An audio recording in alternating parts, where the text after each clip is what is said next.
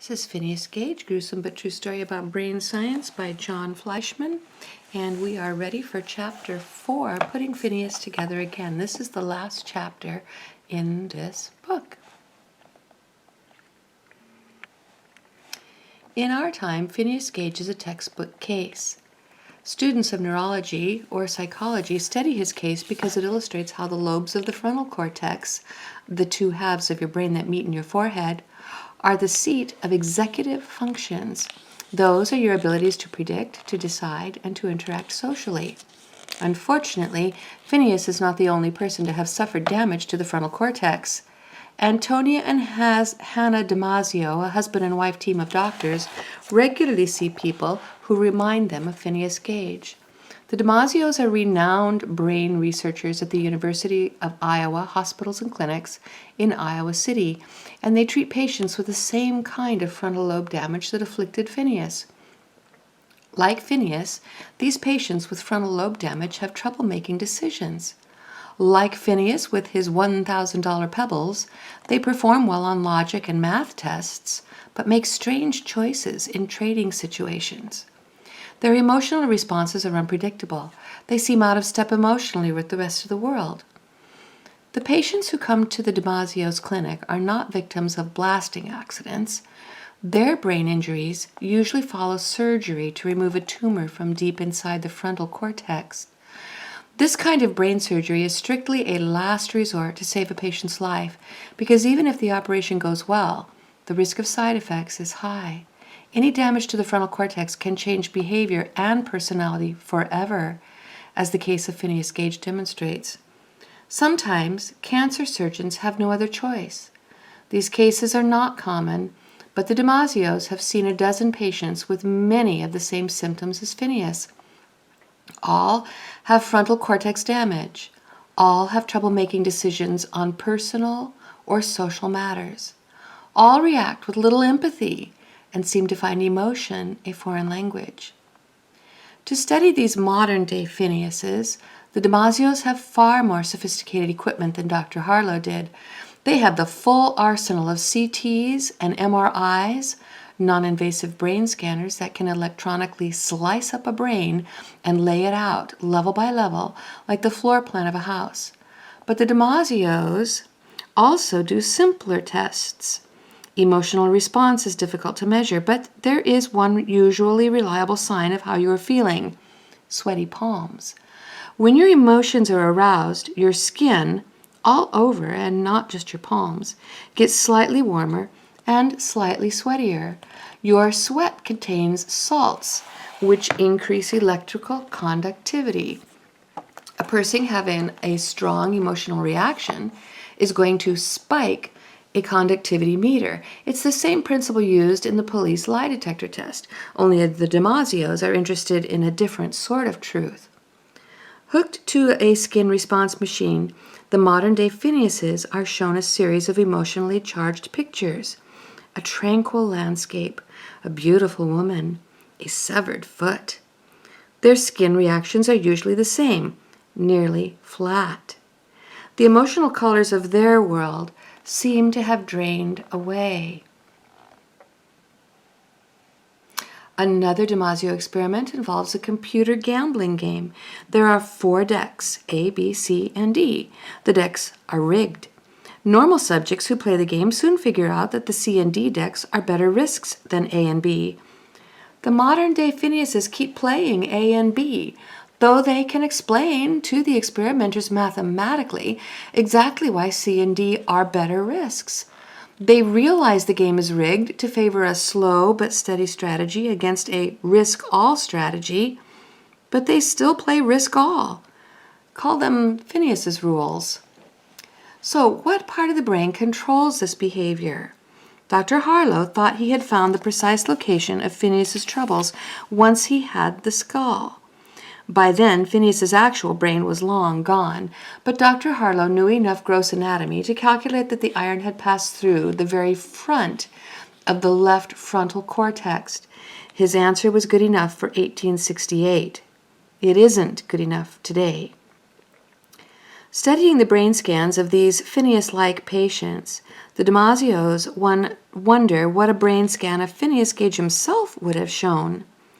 In 1994, Hannah Damasio has an idea of how to construct one retroactively.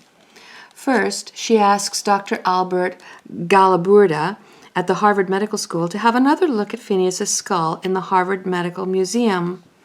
Under the careful eye of the curators, Dr. Galaburda X-rays photographs and remeasures the skull.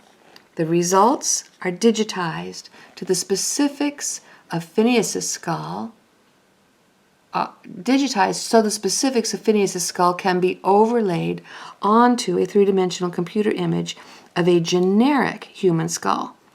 Back in her lab in Iowa, Hannah Damasio carefully plots the entrance and exit wounds. A line is drawn between the center point to lay out a hypothetical path for the tamping iron. The generic electronic skull is then adjusted to Phineas's specifications. Now Dr. Damasio has Phineas's skull on a computer screen. She can tilt and rotate it in any direction, exactly as if she were holding it in her hand. Then she adds the tamping iron electronically. The real one tapers, but the electronic one is represented as a cylinder as big around as the fat end of the tamping iron. Now Dr. Damasio turns a computer program called BrainVox that is used to reassemble brain scan slices into a three-dimensional model, turns to a computer program.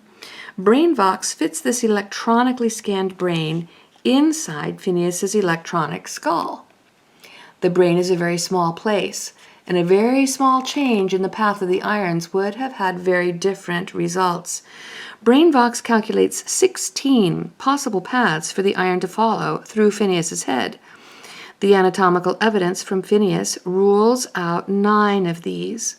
Dr. Damasio knows that the iron missed his jawbone, lightly clipped the interior arch of his brow, and knocked out 1 molar, but didn't destroy the socket. Any path that falls outside those landmarks is out of bounds.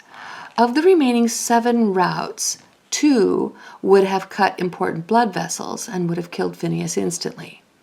BrainVox lays out the last 5 routes. The Damasio team whittles it down to 1. BrainVox plots it as a red cylinder passing through the animated computer skull. The top of the skull is open to show the rod emerging from the frontal cortex. It is a riveting image.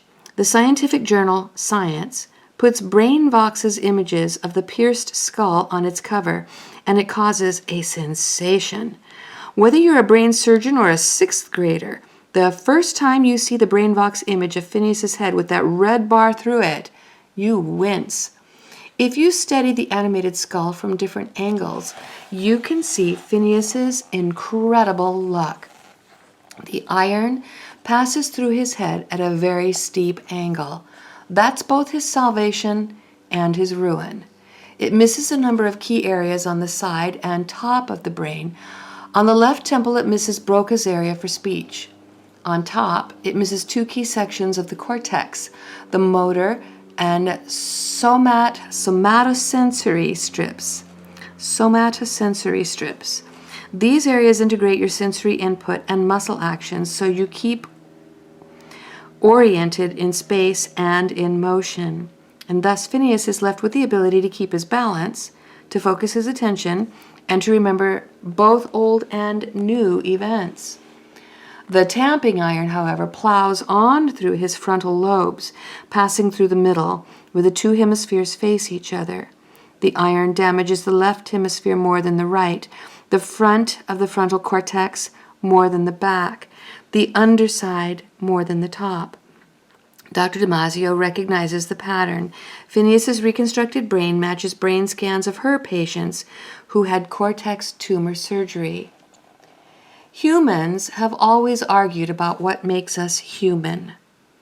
Is it our ability to walk on 2 feet, to hold tools in our hands, to speak and hear language, to worship a supreme being? The case of Phineas Gage suggests that we are human because our frontal lobes are set up so we can get along with other humans. We're hardwired to be sociable. When we lose that ability, we end up like Phineas. His closest companion was an iron rod.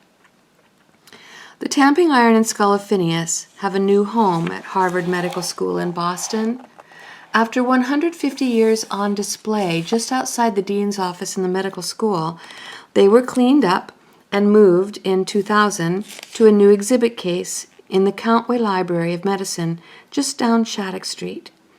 If you want to see Phineas, you have to ask permission at the library's front desk, but generally they will send you straight up to the 5th floor where Phineas resides in Harvard's collection of medical curiosities. The Harvard curators say that other museums, such as the Smithsonian Institution, are constantly asking to borrow Phineas's skull and iron, but his traveling days are over. The last time he was lent for exhibit in 1998, he came back with a loosened tooth. That year, Phineas went in the back seat of a limousine to Cavendish, Vermont, for a festival and medical seminar to mark the 150th anniversary of his terrible accident. Psychologists, surgeons, and neurologists came from all over the world to present scientific papers on frontal cortex injuries. Also on hand were men and women in wheelchairs who suffer from cortex injury or disease.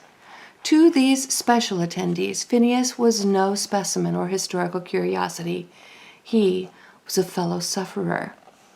At the end of the celebration, the town unveiled a boulder of Vermont granite on the village green with a bronze plaque as a permanent memorial to Phineas. If you go to Vermont, you can read it yourself. It explains what happened in Cavendish, what happened to Phineas, and what happened to Dr. Harlow. It explains what happened to our knowledge of the brain as a result. The plaque does not answer the question of Phineas's luck. I said at the beginning that you could decide for yourself what kind of luck he had at the end. This is what I think. Phineas Gage was lucky. His accident was terrible. It changed him into someone else. And yet, Phineas figured out how to live as that new person for 11 years. He was limited in ways that are important to all human beings, but he found a way to live, working with horses. He took care of himself. He saw the world. He died with his family around him, the only people who knew both the old and new Phineas. And he drove a 6-horse stagecoach. I bet Phineas Gage drove fast. And that is the end of the narrative of the story. What you find next is a glossary of terms in alphabetical order, as glossaries are, that give you definitions for words in the book. Very helpful piece of information. And then beyond that are resources, other things that you can look at, and the things that were resources also for the authors of our book, the author of our book and the doctors. Tells you where to go for best place information about Phineas. And in my own search, we have found several YouTube videos about Phineas. Last of all, at the end of the book is what's called an index. It says, note, page numbers in italics refer to photographs or illustrations. So if we zoom in onto this, you're going to see that it's alphabetical by things in the book. And if the word accident appears more than once, which it does, then we have the pages and the different ways that it appears, recovery from his accident, all the different things. So if you have a question about when did Phineas recover, you can be looking this up here. Different people who are mentioned, and again, page numbers in italics refer to photographs. So for instance, here's 13, but 16 you can see is italicized. It's kind of on a slant. That's a picture. 13 here gives us where the word staff is found, but 17 is in italics, so that would be a picture. So indexes are quite helpful, especially if you're ever doing research Oftentimes when I'm doing research, instead of going to the table of contents of a book, I flip to the index and look up broad and specific topics for what I am doing research on to find out if the book itself is one that might be a valuable resource to me. So I think this book would be a valuable resource if we were doing a report about brain science. I hope you've enjoyed reading along with me through the book, Phineas Gage, and we give credit to the author, Phineas Gage, A Gruesome But True Story by John Fleischman.